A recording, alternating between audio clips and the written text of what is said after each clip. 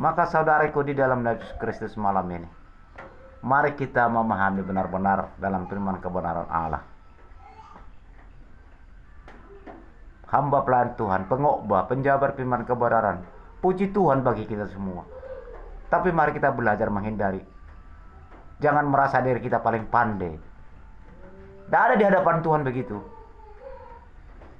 Tetap belajar. Jangan kita karena diundang ke sana berkhotbah, diundang ke sana berkhotbah, diundang ke sana berkhotbah, jadi pamer. Bukan itu Tuhan butuhkan. Baik itu kita lakukan, tapi ujung-ujungnya apa yang kita terima setelah kita lakukan? Juga mengharap persembahan dan perpuluhan.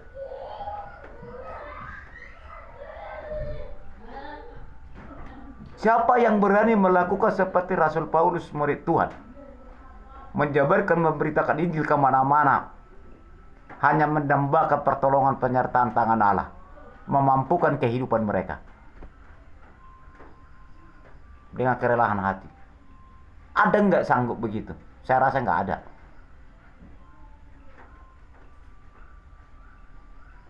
Maka kita menjabarkan firman kebenaran, hati-hati. Hati-hati tipu daya iblis. Hati-hati hikmat dunia. Hikmat dunia dengan hikmat dari sorga, karunia daripada beda-beda tipis.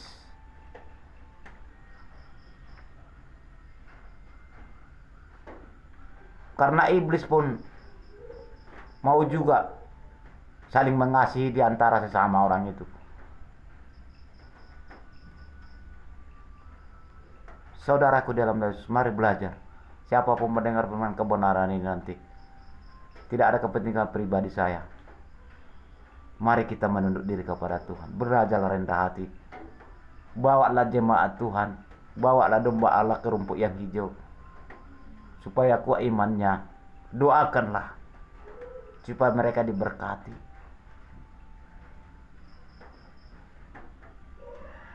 Apa yang bisa kita tolong, mereka tolong.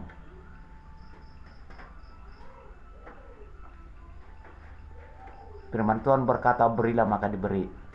Kurasa hamba pelayan Tuhan dimanapun mengerti dan mengerti itu arti kata-kata itu dalam firman Tuhan.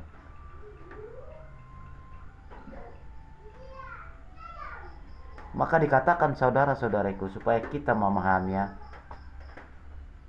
supaya kita lebih jelas. Udah berulang kali saya buat ini memang.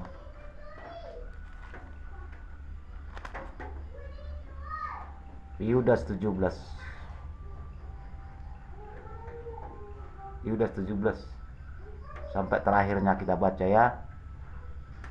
Tetapi kamu, saudara-saudaraku yang kekasih, ingatlah akan apa dahulu telah dikatakan kepada kamu oleh rasul-rasul Tuhan kita Yesus Kristus. Apa itu? Firman kebenaran. Ayat 18 mengatakan, sebab mereka telah mengatakan kepada kamu, menjelang akhir zaman akan tampil pengejek-pengejek yang akan hidup menuruti hawa nafsu kefasikan mereka. 19 mengatakan mereka adalah pemecah belah yang dikuasai hanya oleh keinginan-keinginan dunia ini dan yang hidup tanpa Roh Kudus. Ini penting kita pahami bagi pengkhotbah. Ini kita penting pahami penjabar firman kebenaran Allah. Hati-hati masuk roh dunia.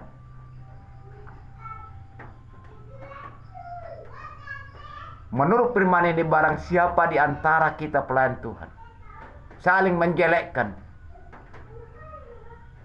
saling ingin memecah, saling menyerang di dalam firman Tuhan, berarti kita bukan hamba Tuhan. Berarti kita hamba dunia dan tidak memiliki Roh Kudus lagi.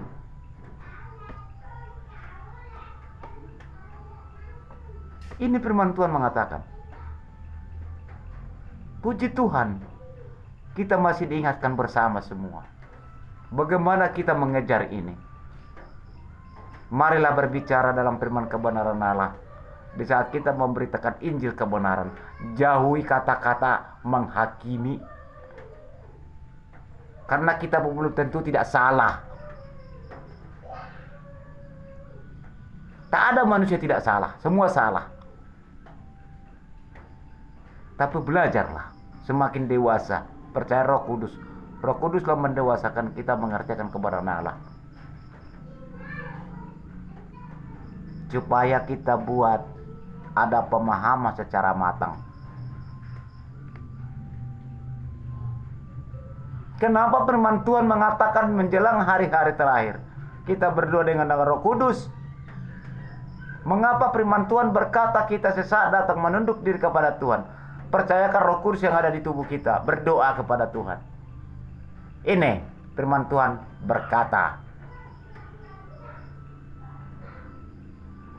Ayat 20 dikatakan tadi, kita ulangi dari 18. Sebab mereka telah mengingatkan kepada kamu menjelang akhir zaman akan tampil pengejek-pengejek yang akan hidup menuruti hawa nafsu kefasikan mereka. Ayat 19 mengatakan mereka adalah pemecah belah yang dikuasai hanya oleh keinginan dunia.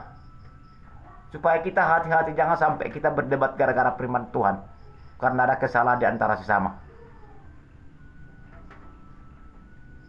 Mereka adalah pemecah belah yang dikuasai hanya oleh keinginan dunia ini dan yang hidup tanpa Roh Kudus. Berarti kalau terjadi bagi kita begitu, saling menyalahkan, saling mengatakan yang paling benar, berarti tidak Roh Kudus lagi berbicara dalam firman kebenaran itu, melainkan roh dunia.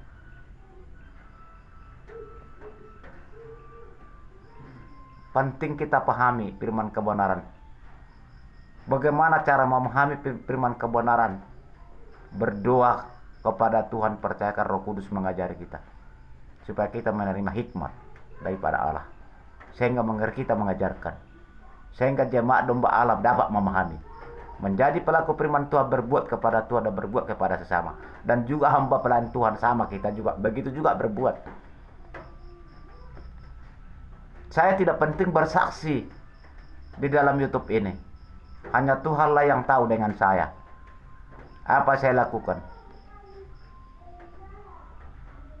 Mungkin pandangan orang, dia pun belum pernah berbuat begitu.